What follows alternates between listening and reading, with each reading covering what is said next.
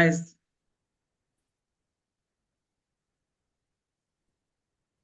Hi everyone. Good morning. Good morning.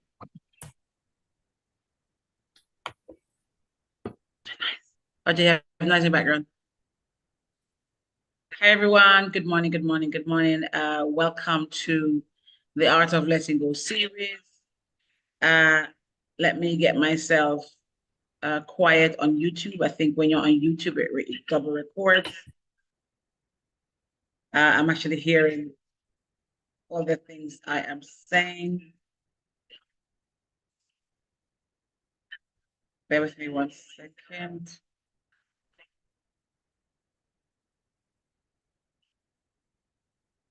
Good. So I'm so sorry about that, guys. We're not going to edit. We're going to go straight in. And unfortunately, these techie things happen. Good morning, everybody. I'm Dr. Ava Eagle Brown, the founder of Sister Hold My Hand. And this morning, I'm really delighted to be here with you to share in yet another conversation in one of our series. And this series is called The Art of Letting Go, which is something so fundamental. I think, especially at the start of a new year, so many of us have got so many things that we continue to carry over. It is not my specialism. So, for those of you who don't know what I do, I'm a book, life, business strategist. I'm all big on the mindset. I am all about helping other people to thrive. I think I do that sometimes more than I help myself, but that's life. And I'm also the founder of Sister Hold My Hand. But today it's not about me, actually. It's about the specialist, the guru of this topic. And I have my founding sister, my bestie. Yeah, I know some of you guys don't like when I say that, but yeah, I got my bestie with me. And it's none other than Audrey Joseph. And she is the guru, the godmother, the original godmother of the art of letting go. Audrey, welcome to the conversation. Thank you for coming. Thank you for saying yes when I mentioned it. And let us deep dive into it. Tell us who you are, and let's deep dive into what this conversation is going to be about. Thank you, Ava, for the invitation. You know, I'm always chomping at the bit to talk about when it comes to art of letting go. My name's Audrey Joseph. I'm also known as the Forgiveness Godmother, TFG. It's the new title. And I've been speaking about the art of letting go for over 20 years. Started off as a counselor in 1992. So I've been at this game for a very, very long time. And I'm very passionate about what I have to say because I know that forgiveness, the art of letting go, is a foundation a lot of people don't think about. We sometimes jump and skip ahead to many different merits of different topics, but our foundation is letting go because in that aspect, it affects your relationships with everyone, yourself, the people around you, your family, it affects your career. It can just affect so many areas. So that's where I'm going with this conversation today. Great. So you said that it affects so many things. It affects so many things in your life, your forgiveness. Today we're going to be talking about lost childhood. Um, and we're not going to go, I know it's a topic we've touched a lot of times. As a matter of fact, the reason I'm doing this series again is that we've touched a lot of these things before in Sister Hold My Hand in the audio rooms. And because we can't record them, we were not able to deep dive into them and save them. So we're going to touch them today. We don't have a lot of time. But today we have 10 episodes in the series, or 10 topics. Today we're talking about the lost childhood. Personally, for myself, when I think about my childhood, sometimes I'm broken and I'm sad because I really never had one. I think my childhood was taken away from me because very early on I became the breadwinner, but also the carer. And the impact of a lost childhood on children is profound. And people don't even understand. When I think about people like Michael Jackson, for example, I understand and relate to some of the things, not all, but some of the things that he's gone through. Because a lost childhood emotionally scars you. You limit your social skills. It also impacts on your mental health, which I think when our parents were robbing us of our childhood, they didn't really realize. They don't know. I mean, I know that my mom didn't understand that. She didn't have the capability, the emotional intelligence, we call it nowadays. But it creates a cycle of dysfunction. right? And I remember struggling with my identity for a while, and it actually affected how I parented. Talk to me about the long-term health consequences, because there are, from a broken childhood and a stolen childhood, and how we need to learn to let it go in order to enjoy what is left of our lives. It's such a deep one because you know that I've come from that space as well, where I had to be at the age of 8. I had to be responsible for my younger siblings. And because of being left to be responsible, there are so many dangers. And you know what I mean by the dangers. Being sexually abused. I come from a space where I was mentally abused, emotionally and sexually abused. And it's simply because of this lost childhood. For one, if an adult man sees you acting, so in some instances, you're taking over responsibility where your mother should have been. He's looking at you possibly through the eyes, thinking, well, you're a woman and you can take sexual activity too. And Mm-hmm. so there is that. And that definitely impounds your mental health. Mm-hmm. Growing up, you can become, you lack confidence because of Mm-hmm. these things. Um, you are a yes person to everybody else in the world. Um, you don't see yourself as valuable, and so Mm-hmm. you attract those relationships where people do not value you. So Mm-hmm. talking about the mental health is aspect of it, it's a myriad of things. It's a myriad of lack of confidence, a lack of self-love, not feeling worthy. It's Mm-hmm. so much that it impacts on your life. Mm. Do you know what, Audrey? I think that it's so important that for us to be able to heal our childhood and our lost childhood, we have to first acknowledge what it was and what it's done to us.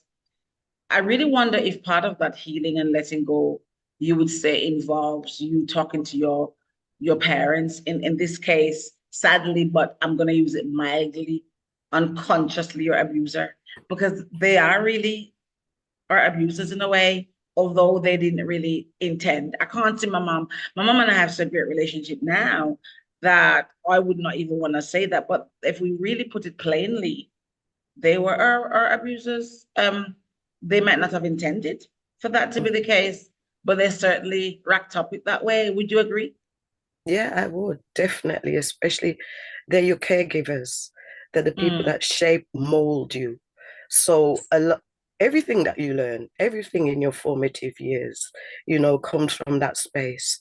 So mm, and it's very likely that they were treated like that. So it becomes generational. It, mm-hmm, it's something that handed down. And if you're not willing to talk about it or admit it, you will continue that cycle. And mm-hmm, so you have to tell the truth in these instances. And I found that my truth talking about it didn't make people comfortable. I'm sure that there are family members that are not comfortable. And at times when they do hear me talk about these things, they feel a slight unease. But mm, I'm speaking my truth because I got to the stage in my life where my truth was my healing, and I had to mm, heal, and I couldn't wait on anyone else for my healing. I had to begin my healing through truth. And so I found my truth and recognized the fact that speaking it out was my therapy. Actually, mm-hmm, meeting you and writing about it was an even bigger therapy. And mm-hmm, it began the healing journey. And so for me, opening it out, just bringing it out, was part of my healing. And because of doing a lot of that stuff, in turn, I talk to people about that from a heart centered place to mm-hmm. let it go. Now, that's not an easy conversation. People say, how can you forgive that? How can you let that kind of thing go? But I've let it go for me, not for anyone Yeah. else. I've let it go for my mental health, for my life to move forward. I have children, I have grandchildren, and I refuse to continue that cycle. I refuse to let that energetically be in my children and grandchildren's life. So I'm creating a new legacy. And I like that. I like the fact that you're creating a new legacy. But the reality is that you cannot wait on anybody for your healing to happen. For them, if they're not ready, they're not ready. Yeah. You have to move on and get your healing done. You have to move on and get your healing done, because I read something somewhere that I think it was on my status that I have fought too hard for the peace and the calm in my household.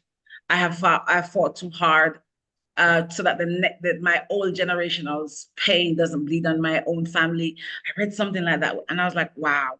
And when I think about even my own parenting, as I've discussed with you before, I'm very open and honest about it.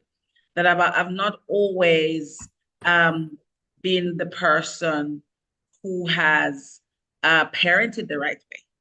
I was reliving the parenting that I experienced because that's all I knew how to do. And it was when I actually got more awakened and started my own healing, my own journey, my own forgiveness journey, but my own understanding who I am in the world, that I really started to parent differently. In fact, last night, my daughter and all of us were here. We have a really open plan kitchen and an open living. We live like in a warehouse almost. And my daughter was like, see, if it was me, I wouldn't get away with that. And I wouldn't get away with that. And that's because she recognizes that I'm parenting differently, but she doesn't really like how it shows up because she said she was a guinea pig. And so it's acknowledging where you need to start and being prepared to start the healing journey. Would you agree that that's very important? Because some of us feel like, oh my God, it's too late. Can't start. Oh my God, it's too late. Talk to us about it being too late or not. It's never too late. We're still in our physical body. And so we can open this dialogue firstly with ourselves. And when I speak about forgiveness, it starts with the self. What do I have to forgive myself for? Mm-hmm. You forgive yourself for believing that you weren't worthy, that you were no good, that these things happened because it was your fault. You release yourself from that thought. That's the initial foundation, that you release your mind from all of this. Then the next thing is to go out wider in the circle. And for me, everybody is not me, but I chose to see everybody who hurt me as a child, that they were hurt themselves. It made forgiveness a lot easier. It made me be able to let things go a lot quicker than I would, because then I'm looking at my perpetrator thinking that, you were a child who was damaged, obviously, or else you would never have tried to damage another child, and so maybe I'm a bit warped, maybe I'm a bit of a strange character. I have no idea, but that's how I chose to look at life. And I share that with other people because, there is no format really for forgiveness. There is no real format. There's no handbook. There is nothing, I mean, lots of people have written books and they say this and that, but in reality, that's just someone else's opinion. Like what I'm saying now, it is my opinion, but I do share the formula that I use to release myself. Thank you. It's crazy. I was reading an article the other day and it was saying that those who experience a lost childhood may face challenges themselves in their own parenting journey, like we're talking about it, but also they said that the absence of positive role model or role parenting can make it so difficult for those parents to navigate the responsibilities of parenting. And this continues a cycle of dysfunction. But not only that, if you're especially in that dysfunction, you're a teenage parent, it's even worse because you've not yet developed. And I remember when I lived in England and I worked in education, you saw this in some instances when children showed up and they were not fully present and they were dysfunctional. And I'm not saying just the UK, I can speak to the UK because that's where I have more experience. Although I taught in Jamaica, I never had enough experience to be able to put my finger on that. But also when I lived here and worked here, we never then had some of the advancement we have now in terms of educational behavior. And so I made that caveat to say that I'm not having a go at knocking the UK. I'm just speaking to the experience I have. And that's what we're talking about here this morning, our own experiences. So I wanted to put that caveat out there. But when you were in the classroom, you could see some of the children who actually came from that dysfunction, that perpetual dysfunction, that came from that cycle of, and you want to ask yourself, like, who's going to break this cycle? And I remember when I was teaching in England, one of the reasons like I have to change because I went to England with this bad behavior, this poor parenting. And then I was like, nah. Mm-mm. And I was seeing children being churned out of the system, churned out, I call it. And I was like, no, not going to happen to my child. So I had to go and work on myself and get work. Audrey, forgiveness, art of let it go, is a difficult one for a lot of people. And the reason for that is that they think that they are trying. No, let me go somewhere else actually. If you were to confront your parents, and I use the word confront very structurally, loosely, comfortably, and not aggressively.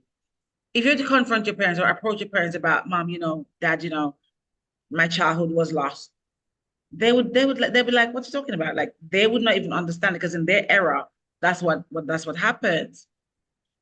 But do you think we should start those kind of healing journeys with those who are willing to come on them with us? Most I definitely. know my mother would never be able to have that conversation. You know, as a parent, we don't want to hear what we did wrong because it hurts. Mm, I know that I wasn't who I am today concerning my children.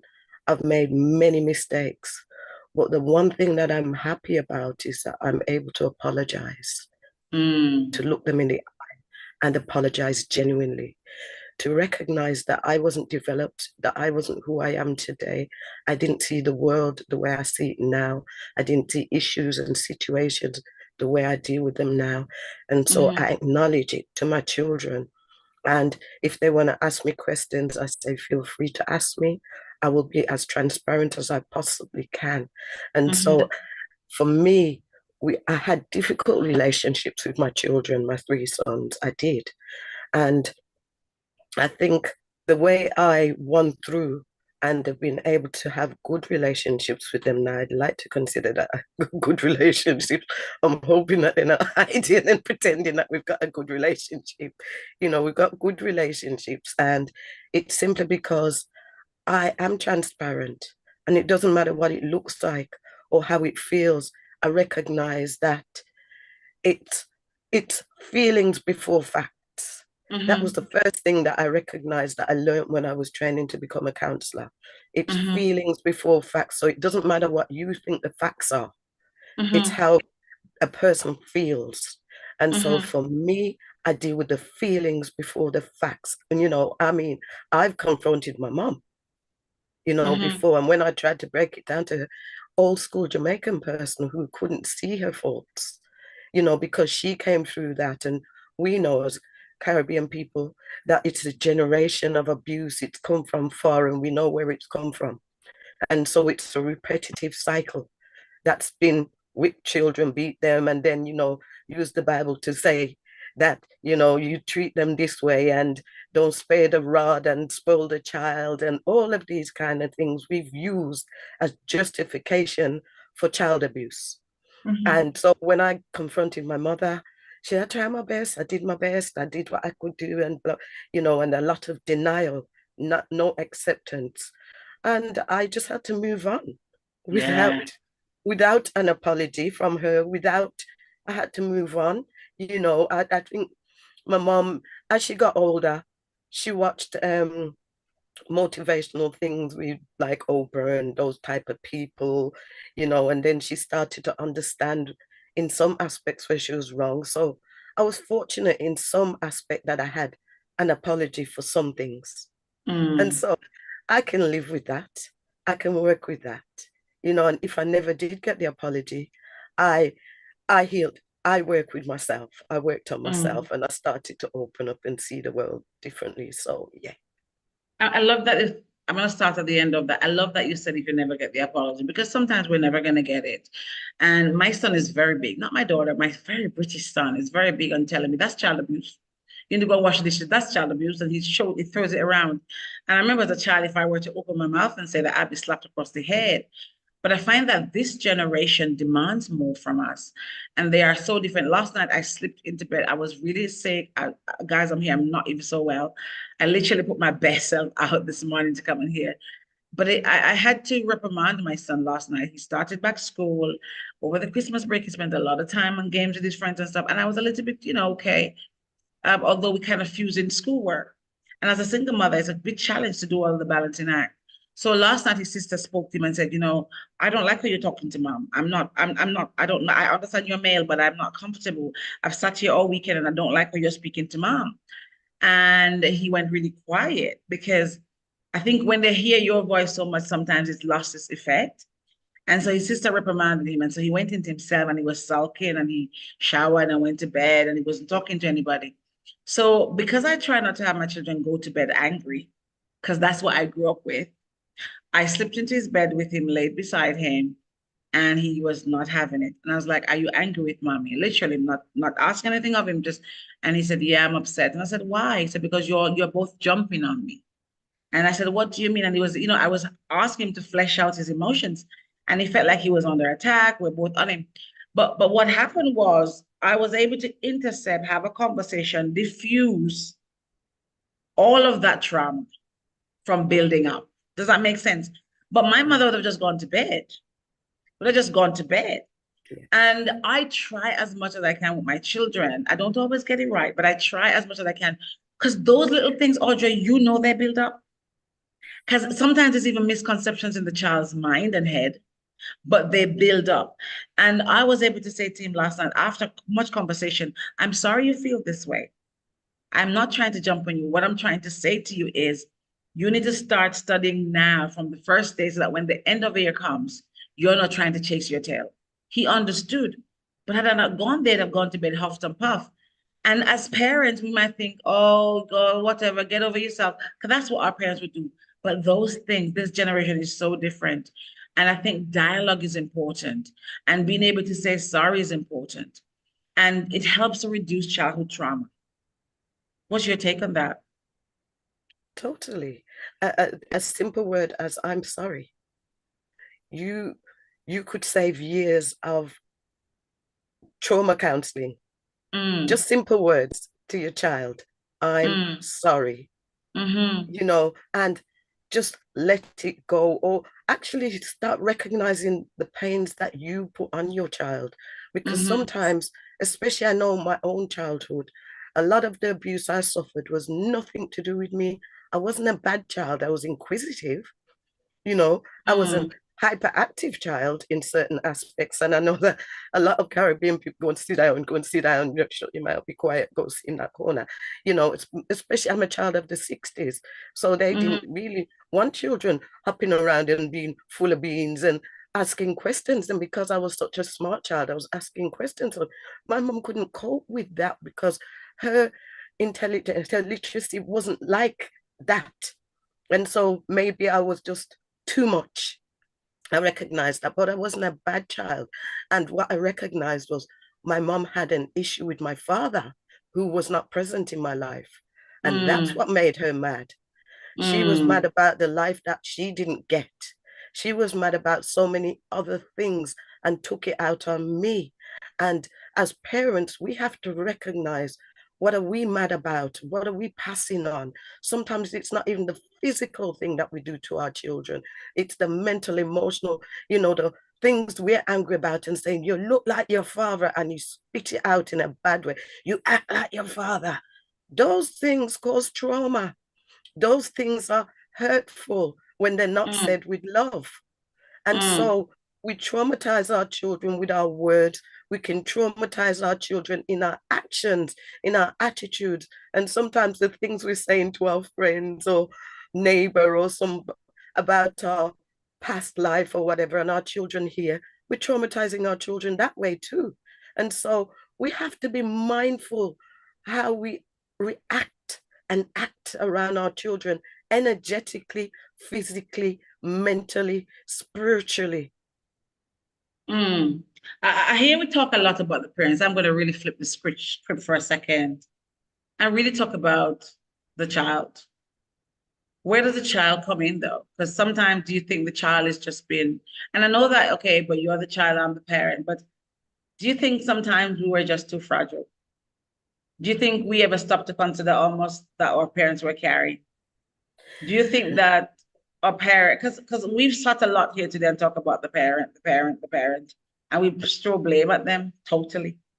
But I think in some regard, some of us have got fragility. We've lived in societies that have encouraged us to be fragile. I am so sorry. We've lived in societies. One second, I just have to pause this. Audrey, keep talking. I'm coming. Okay, so you're talking about fragility.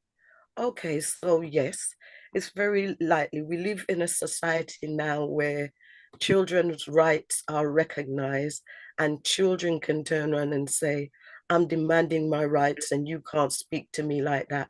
You can't treat me like that. And of course, there's that.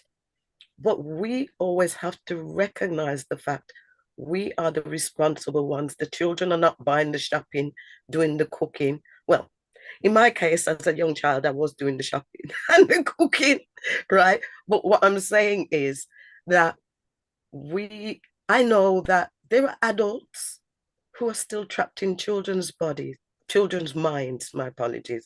And the reason I say that is because they're trapped in their own trauma. I understand that. I recognize that, but what do you do? Do you turn around and say, okay, because this particular grown up has gone through this, that this shouldn't happen? It's a very six of one, half a dozen of the other. Yeah. It took me getting older to have compassion for my mother. It took me getting older to look at her backstory. It took me getting older to recognize where she came from. But I didn't have that capacity as a young child when I was beaten from the age of 6 to the age of 16. How could I look at my mom from that place? So it's not about taking a stick and beating the parents because we are both parents now, but it's a fact that when we recognize, okay, these things happened, we did this. Let's sit down. If we're in that position, let's talk about it. Let's acknowledge this happened and let's heal from that place from today. Thank you. Guys, we're really just winding down this series of the art of letting go, and we try not to make it too long. I really am hoping that this take so far has really given you some insight. Audrey, as we wind down this, I really want to talk about just some little simple tips. I don't want to make it too long about how people can reduce probably three tips of how to heal childhood trauma, how to release it, because releasing it is so fundamental.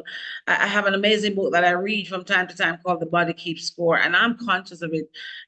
Every time I get sick, I'm really not well right now, and I've asked myself, what is my body saying to me? I had to have that conversation this morning. Why is my body behaving this way? What is my body telling me? What is I need to release? And I had to have that conversation this morning. What are some of the three little simple tips that we can do today to start healing our childhood trauma? One thing I would say most definitely, and you're probably going to hear me say this all the way through the series, is gratitude. Let's practice the art of gratitude. Be grateful for what we have now in this moment. Be grateful for who we are now in this moment. The next thing I would say is that write your inner child, your little self. People say, what would you say to your childhood self? What would you say to yourself in yourself? Well, write that today, write that. And if it's a journal, put it in your journal. I therapeutically like doing those kind of things. I discard them by ripping them up and dropping them in a lake, a river, somewhere. That's where I discard it, or I burn it, send it to the ethers. So those are three things that I would do. So it's write yourself a letter. Did I say three things? Journal. So journal. Yeah, write your thoughts down. Journal, a gratitude, and write yourself, your childhood self, a letter. Thank you. Now, guys, healing from childhood trauma is a complex and very often ongoing process. It's never a one snap of a finger and it goes. And this is going to require a lot of self-awareness. First of all, identify where you are. It's going to require a lot of support and commitment to your own well-being. And while the journey is unique for everybody, everybody's unique, it's different, it's individual. There are some things in addition to what Audrey said that you can do. So seek professional help. I'm always big on that, you know, and professional help doesn't mean a psychologist, a psychiatrist. I'm all about the therapist, the counselor, the trauma specialist. Those things that are going to be tailored specifically to you for guidance. Build a support system. Surround yourself with supportive, good friends. You know, as the year began, I started to really revalidate my own friendship groups. Practice self-compassion. I'm surprised Audrey left this one because one of our biggest ones is this one. And educate yourself. Learn about the effects of trauma on your body. As I get old, I'm starting to think. Establish clear boundaries. Learn to set boundaries to protect yourself from further harm. You know, sometimes we have to move away from our abusers because they're not ready to change. Be mindful. So relaxation techniques and yoga and Reiki and all of those things, you know, physical activities, walking, dancing. I love to dance. And challenge your negative thoughts because you don't even realize sometimes that they creep back up. I don't think they ever go away fully. And one that Dr. Michelle taught me, which is another sister of ours, is EMDR, which is eye movement desensitization and reprocessing. And really is a therapeutical approach where it's designed to help people traumatically to get their traumatic memories back. And it has been found to effectively treat various forms of trauma. I haven't tried it, but I think it's something to look at. Now, we have to remember that healing is a gradual process, right, Audrey? It It's is. never instant. And there's no one size fits all approach. It is really important that all of us in our own journey be patient with ourselves and that we seek the help that best matches us. So somebody might use EMDR and it works for them. I might need to join a support group. Audrey might need to be doing gratitude journal and diary and writing letters to self. You need to seek out what works for you. And if you find that your trauma is significantly impacting your daily life, then consider reaching out to a mental health professional or somebody, a psychotherapist. But I really want to thank Audrey for coming. I really just think it was such a nice, easy, good conversation. We've run over a little bit of time, which we aim not to do. This is Sister Hold My Hand, and it's a space where we empower vision, strength, and help other women. And we have a regular YouTube live video every Sunday. We have a podcast on Spotify, and we have a blog on our website, sisterholdmyhand.com. Please make sure that you join us because every tapestry and every story that we share here, every series has a tapestry of stories and insights and inspiration from incredible women in the sisterhood, but also women externally will be joining us, and they lead and they inspire and they break barriers. So please grab your coffee and your positivity, subscribe, hit the notification bell, like and share, and join us on a journey as we weave a narrative of connections, encouragement, and the unbreakable bond of sisterhood. So thank you for joining us. Audrey, any last words before I wrap this up and we go our separate ways for the day? Thank you very much for inviting me. We have a 6-week series, so there are lots more hints and tips and shares. So if you do have an issue, I'm also a forgiveness coach. So you can hit me up through the Sister Hold My Hand platform. We all work together. We all have different skills in there. And I'm sure there's someone in that group that can support and help you on your journey. Thank you so much. And don't forget to check out our membership on sisterholdmyhand.com. Until then, Dr. Ava Eagle Brown, founder and CEO of Sister Hold My Hand.